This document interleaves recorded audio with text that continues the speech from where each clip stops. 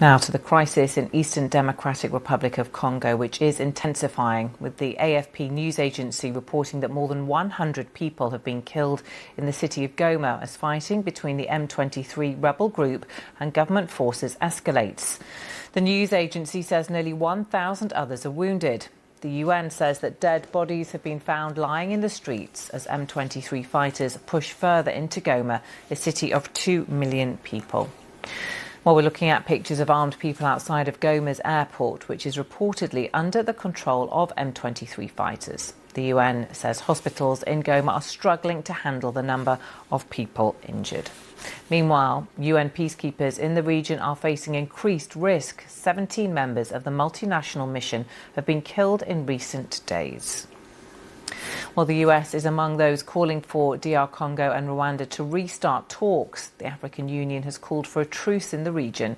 Let's speak to the former US ambassador to the African Union, Cindy Courville, who joins me now. Welcome to you. Thanks very much for being with us. The situation does seem to be deteriorating. The Congolese government insists they are still in control. What's your understanding of the situation on the ground? Well, thank you for having me. Yes, the situation, I'm not so sure about being under control because this is not a new situation. It's escalated. Goma has fallen several times since the late 1990s. And so when we look at the given situation now, the Congolese government militarily has not been able to control or really protect Goma for quite some time. I was in Rwanda also during my time at the White House around 2004 and was in Rwanda then. And you could see just looking across the river, because literally people can walk across the border too.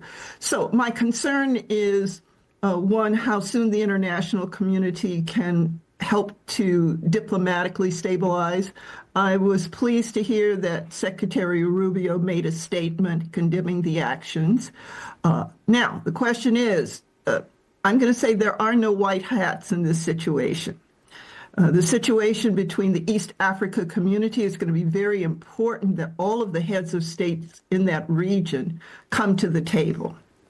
And it's going to be important that the United States, the EU, China, and of course the African Union are all there to leverage the situation to get them back to the table. Well, how much leverage do all of those different representative organisations have? The African Union have called on the M23 rebels to lay down its arms. Do they have any influence?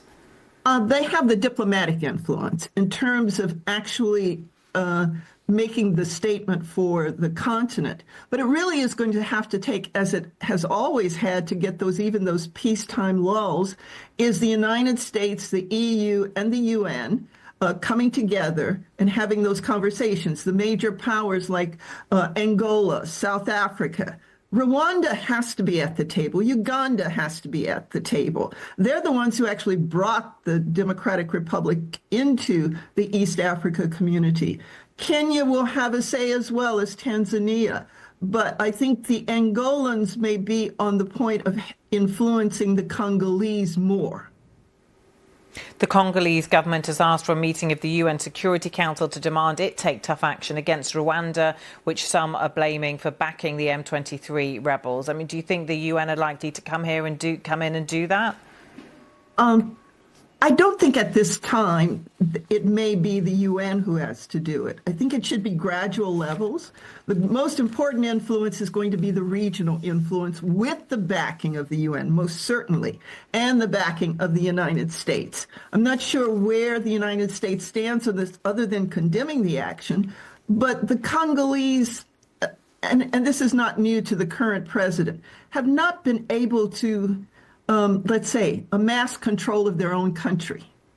That's the biggest problem. So lack of infrastructure, lack of services to their citizens. You do have the spillover, from the Rwanda genocide of people going into the country, the border. So that's been a long time. The tripartite that existed when I worked under the Bush administration was there, for 2 years, had ongoing leverage. To have the U.S.